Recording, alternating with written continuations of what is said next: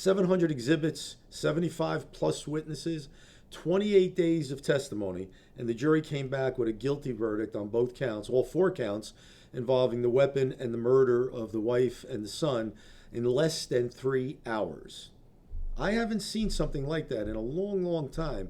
And what does that suggest to you very clearly? Well, there's two problems with it. One is, how do you go through 700 documents, review it?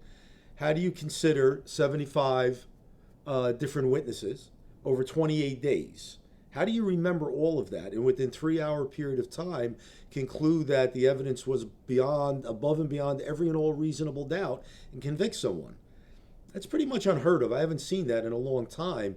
So it suggests one of two things. Well, one, was the evidence so overwhelming that there was never any doubt being raised by the defense counsel at all on any issue? And then, what about his testimony? Was that really what really solidified that verdict? Because when you look at him, it appears, from some level that, well, he's concise and he's consistent and he maintains a position. But when you look in his face and you look in his eyes, is there that ring of truth that comes out that the average person, all of us, anybody in the jury, when I say average, I mean the community that is sitting there reviewing him, does it have a ring of truth? Or was it completely something that the jury just completely discounted? Well, that's a question I'm sure the defense and the defendant will be talking about for purposes of an appeal.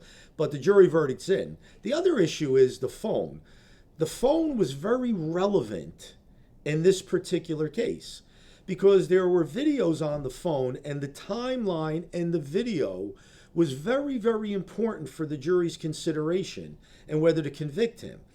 And I have to tell you, I've told clients this all the time. The phone that you hold in your hand, that you walk around with every single day, everywhere, keep it in your house, that's a surveillance device, first and foremost. It just happens to make phone calls as well. But anything you do, anywhere you are, is all recorded on that. And that became very relevant testimony for the jury. So you may just want to think about that. We'll talk soon.